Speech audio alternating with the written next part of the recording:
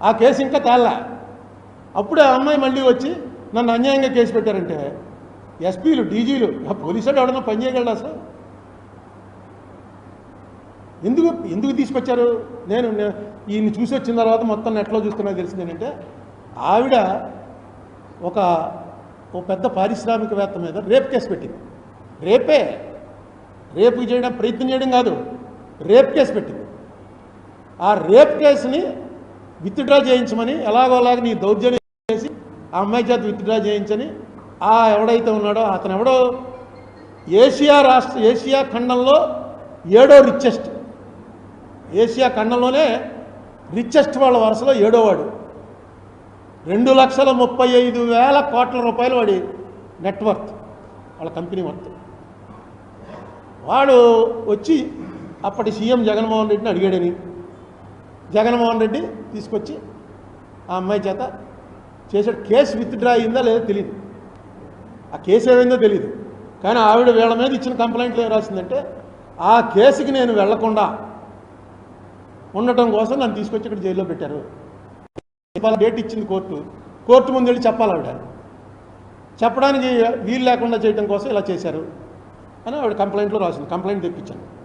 ఇగో ఇప్పుడు బాంబే వాళ్ళతో పంపించాను, ఎవరో తెలిసిన ఫ్రెండ్స్ ఉంటారు కదా, అక్కడ ఏమైందో కేసు అని తెప్పిస్తాను. ఇది చిన్న విషయం కాదు. ఇది అసలు పోలీసులు పని చేయాలా అక్కర్లేదా? ఏం చేయాలి?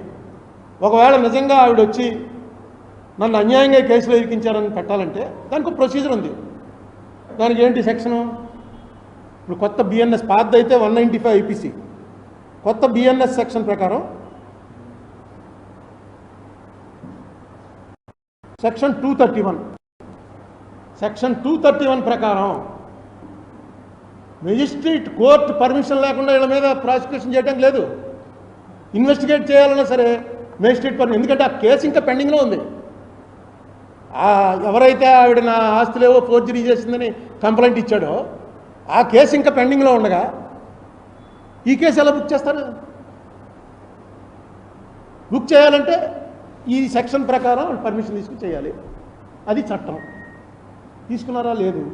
పోలీసు వాళ్ళని తీసుకెళ్ళి లోపలేటువంటి నువ్వు జగన్ తప్పు చేశాడంటే జగన్ మీద పెట్టు కేసు. జగన్ వచ్చి నిన్ను లోపలెట్టాడు, నువ్వు వెళ్ళి జగన్ లోపలెట్టు. అసలు రేపు నుంచే పోలీసు వాళ్ళు ఎవడన్నా ఇప్పుడు ఎమ్మెల్యేలు వాళ్ళు ఫోన్ చేసి చెప్తుంటారు, ఏమండి ఏంటి ఇంకా అరెస్ట్ చేయలేదు అరుణ్ కుమార్ని? నేను చెప్పాం అంటే రాసి పంపించండి, ఆ కాగితం నోటరీ చేయించండి, ఆ నోటరీ చేయించి ఆ కాగితం పంపిస్తే ఆ కాగితం నేను ముందు వెరిఫై చేస్తాను, మీదో కాదో వెరిఫై చేసి అప్పుడు యాక్షన్ తీసుకుంటాను. పోలీసు వాళ్ళు ఎవడమాట అండి. ఇంకా ఇప్పటికే పోలీసు ఉద్యోగం అంటే ఎవడధికారులు కేడీగాడిని తీసుకొచ్చి లోపలికి వెళ్ళి సార్ అంటున్నారు. ఏమో రేపు ఎమ్మెల్యే అవుతాడో ఎంపీ అవుతాడో, ఎందుకు వచ్చిన రిస్క్? వాళ్ళతోటి మనలాంటి మామూలు మనుషులనే ఉన్న వాళ్ళు అరెస్ట్ చేస్తారు, కానీ కేడీగాళ్ళు వాళ్ళని అరెస్ట్ చేయడం మానేశారు. రిస్క్ ఎందుకని? ఎప్పుడో మా చిన్నప్పుడు వచ్చింది అర్ధ సత్య అని ఒక పిక్చర్. అందులో అంతే ఒక కేడీగాడ ఏరియాలో పెద్ద నాయకుడు అయిపోయి ఎవరైతే పోలీసు వాడిని అరెస్ట్ చేసాడని పిలిచారా నా కొడుకు టేబుల్ మీద పెట్టి కాళ్ళెట్టి అలా నిలబడవు ఏమనుకుంటున్నావు అని చెప్పి వాడికేమో వీడు సెక్యూరిటీ కింద వేస్తారు. మంచి సినిమా చూడండి, ముందు అర్ధ సత్య, ఓంపురి యాక్ట్ చేశాడు, గోవింద్ నిహలాని. ఇది జరుగుతోంది. అది వీళ్ళని తీసుకెళ్ళి లోపలేశారు. డీజీ లెవెల్ వాడిని. డీజీ అంటే ఇంకేముంది, ఇంకా డీజీ అంటే అయిపోయిన టాప్ లెవెల్కి వచ్చేసాడు అతన్ని. అందుకే అతను వెళ్తే ఏం లేదు మీరు ఎందుకు వచ్చారు అదే ఎందుకంటే అంటే అతనికి తెలుసు ఈ కేసుల్లో ఎంత అన్పాపులర్ అవుతుందో తెలిసి ఉంటుంది. అందుకని అవనండి అంటాడు. పెడతారు ఇంకా కేసులు పెట్టడం చాలా మామూలుగా ఉన్నాడు. ఒకటే ఏంటంటే నేను ఇంతకుముందు జైల్లో చూడటానికి వెళ్ళినప్పుడు ఇది లేదు, ఇప్పుడు కొత్తగా పెట్టారట. ఈ సినిమాల్లో చూపించినట్టు ఒక పెద్ద మెష్ వెనకాల ఆయన ఉంటాడు, యువతలు మనం ఉంటాం, అక్కడేమో సీసీ కెమెరా ఉంటుంది. నిజంగా నేను ఇంతకుముందు మాటికి జైలుకి వెళ్ళేవాళ్ళం. ఉత్తినే ఏదో గొడవ చేయడం జైలుకి పోవటం. రామ్మోహన్ అయితే ఎమ్మెల్యేగా ఉండి కూడా జైలుకి పోతుండేవాడు. లోపల హాయిగా ఉంటుందిరా అని ఏదో పాత కేసు వారెంట్ ఇచ్చేసి ఎన్బిడబ్ల్యూ పెట్టించుకోవడం పోవడం, ఇలా ఎప్పుడూ లేదు. సరే తీసుకెళ్ళారు, డీజీనే తీసుకెళ్ళి లోపల పెట్టారు. రేపు పొద్దున్న నుంచి దాంట్లో మొత్తం డిఎస్పీలు, ఎస్పీలు వీళ్ళందరూ ఉన్నారు, పోలీసులు అందరూ. ఇది పూర్తిగా నాకు తెలుసున్నటువంటి లా ప్రకారం చూస్తే అసలు ఆ కేసు ఏమైంది? అసలు వాడు ఎవడైతే రేప్ చేశాడో వాడిని ఏం చేశారు? ఈవిడ ఇక్కడ జైల్లో ఉండగా కేసు అక్కడ కొట్టేస్తే అది చెల్లదు. వీడు వెళ్ళి చెప్తున్నారు, వాళ్ళు పోలీసులు చెప్పాలి, ఆవిడ లేదు. ఎందుకంటే బొంబాయి పోలీసులే అరెస్ట్ చేసి వాళ్ళకి అప్పచెప్పారు, వీళ్ళు వెళ్ళి అరెస్ట్ చేయడం లేదు. అక్కడికి వెళ్ళి బొంబాయి పోలీసులకి వారెంట్ పట్టుకెళ్ళి ఇస్తారు, బొంబాయి పోలీసులు అరెస్ట్ చేసి వాళ్ళకి అప్పచెప్తారు. కంప్యూటర్ అందులో ప్రొసీజర్లో ఏమన్నా ల్యాప్సెస్ వస్తే పోలీసు వాళ్ళ మీద మెమోలు ఇస్తారు. అరెస్ట్ చేసి లోపలట్టం ఏంటి? తేలని కేసు. ఆ కేసు తేలిపోయి ఆ కంప్లైంట్ ఇచ్చినటువంటి ఆ అమ్మాయి మీద కంప్లైంట్ ఇచ్చిన వాడు అంతా కూడా తప్పే అని తేలినా రివర్స్ ప్రాసిక్యూషన్ ఉండదు. దానికి మళ్ళీ సివిల్ లా ఆఫ్ టార్ట్స్లో ఉంటుంది. కాంపన్సేషన్ క్లెయిమ్ చేసి వాళ్ళ దగ్గర వసూలు చేయొచ్చు. పోలీసుల్ని అందరి మీద అప్పుడు కేసు పెట్టచ్చు. ఇంకో విచిత్రం ఏంటంటే పోలీసులు కాన్స్పిరసీ చేశారట. పోలీస్ స్టేషన్లో పోలీసు కుట్రా రోజు వాళ్ళు కూర్చొని చేసే పని ఏంటండి? ఎస్పీలు డిఎస్పీలు వీళ్ళందరూ ఎందుకు స్టేషన్లో కానిస్టేబుల్స్ వీళ్ళు సరిపోరా? వీళ్ళందరూ కూర్చుని ఇదిగోనండి పలానా వాడండి అరుణ్ కుమార్ అన్నవాడు ఇలా నేరాలు చేసేస్తున్నాడండి, ఊళ్ళో తిరుగుతున్నాడండి, ఆడికేమో ఇక్కడ ఎమ్మెల్యే సపోర్ట్ అండి, ఎంపీ సపోర్ట్ అండి, ఏం చేయాలండి అంటే నువ్వు జాగ్రత్తగా వాచ్ చేయి. ఆడి దగ్గర వాళ్ళ ఇంట్లో పనిచేసే వాచ్మెన్ అడిగాడు ఊరు వెళ్తున్నప్పుడు జాగ్రత్తగా చూసుకుని ఏ కొవ్వూరు దాటిన తర్వాత తక్కువ కారు వచ్చేసి లాక్కెళ్ళి పక్కనే ఉన్న నల్లజల పోలీస్ స్టేషన్లో పారేసి ఫుల్ కోటింగ్ ఇచ్చేయండి. నల్లజల పోలీస్ స్టేషన్లో కంప్లైంట్ ఎవరి దగ్గర తీసుకో కారు గుద్దేసిపోయిందని మనం తీసేటప్పటికి ఎమ్మెల్యే గారు ఎంపీ గారు ఫోన్ చేసేటప్పుడు వదిలేదు వాళ్ళు ఎవరో తెలియదండి అని. ఏం చేస్తారు పోలీసులు? బోల్డ్ అని పోలీసులు చేసేంత చేయకపోతే మనం బతకలేం. పలుకుబడి ఉన్నవాడు కనుక వాడు ఏమైనా చేయగలను అనుకుంటే ఎక్కడ మీటింగ్ పెట్టుకుంటున్నారో వాడు పిల్లల్ని అడిగో ఎవరినో అడిగి తెలుసుకుని జాగ్రత్తగా వెళ్ళి వాళ్ళని కాకపోతే ఆ వీళ్ళు కాల్చడంలో ఇళ్ళు చచ్చిపోతుంటారు.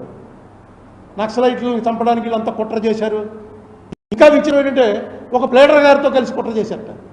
ప్లేడర్ కుట్ర ఏంటి అసలు? ప్లేడర్ అలా అయితే కోర్టులో జడ్జి గారు ప్లేడర్ కలిసి కుట్ర చేసి శిక్షలు వేసేస్తున్నారండి. కుట్ర అన్న పదానికి 120B అన్న పదానికి పోలీసుల మీద తీసుకొచ్చి పెట్టడం అనేది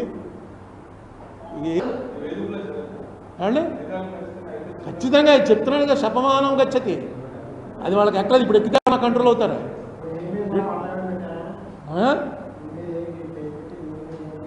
ఎవరి మీద? ఆ రోజున అమ్మాయిని అరెస్ట్ చేసి తీసుకురావడానికి ఆంజనేయులు అనేవాడికి ఫోన్ చేసి విశాల్ గున్ని అనేవాడిని నువ్వు మా ఆఫీస్కి రా అని చెప్పి ఆఫీస్లో విశాల్ గున్నితోటి నువ్వు వెంటనే ఆ అమ్మాయిని అరెస్ట్ చేసి ఇక్కడ తీసుకురా అని ఆయన చెప్పాడు. విశాల్ గున్ని రాసిచ్చింది అని చెప్పాడు అంటూ ఇంకో మాట రాశాడు. మరి ఆ మాట ఎందుకు వీళ్ళు పక్క తీశారో వెంటనే నేను డీజీపీ రాజేంద్రనాథ్ రెడ్డి గారు డీజీపీ గారు ఆఫీస్కి ఫోన్ చేసి అడిగాను, ఏమండి ఇలా పిలిచి నన్ను బొంబాయి పోలీసుల దగ్గరికి పంపించి ఆవిడ ఎవరినో అరెస్ట్ చేసి తీసుకురమ్మంటున్నారు, ఏం చేయమంటాను? ఆయన గో హెడ్ అని చెప్పిన తర్వాతే మేము అరెస్ట్ చేసి తీసుకొచ్చాము. డీజీపీని వదిలేశారు, ఎందుకంటే డీజీపీ మీద లేదు వాళ్ళకి. సరే అంటే ఈ కేసు నిజంగా ఆంజనేయులు గారు లోపల ఉన్నందుకు ఏమండి పిఎస్ఆర్ అనేది బాబులు అసలు చాలా ఇదిగా ఏంటండి మీరు వచ్చేసారు, మా ఆవిడని వాళ్ళని పిల్లలు ఎవరిని రావద్దని చెప్పాను, మా ఫ్యామిలీ ఎవరో చూడడానికి రాక్కర్లేదు అని చెప్పి మీరు వచ్చారు ఇంటికి పోవాలి. నేను మాట ఇచ్చాను కదా జైల్లో ఉంటే చూడటానికి వస్తానని అంటే తీసుకున్నారు. అయితే ఈ ఎండలో పడి ఎందుకు వచ్చారన్నాడు. ఏముంది పర్లేదులేండి ఏసీ కారే కదా. ఏంటి సంగతి ఏంటంటే అదే బెయిల్ వచ్చేస్తాం అనుకున్నాను, బెయిల్ వచ్చేస్తుందేమో నేను వచ్చేలోపు అనుకున్నాను. బెయిల్ ఏం రాదండి, ఇంకా 2 ఏళ్లకి పిటిషన్ మా దానికి సపోర్ట్గా. సహజంగా వీళ్ళు ఏమని కాదు, పోలీసు వ్యవస్థ మీద ఇది ఎలా ఉండబోతుంది, పోలీసు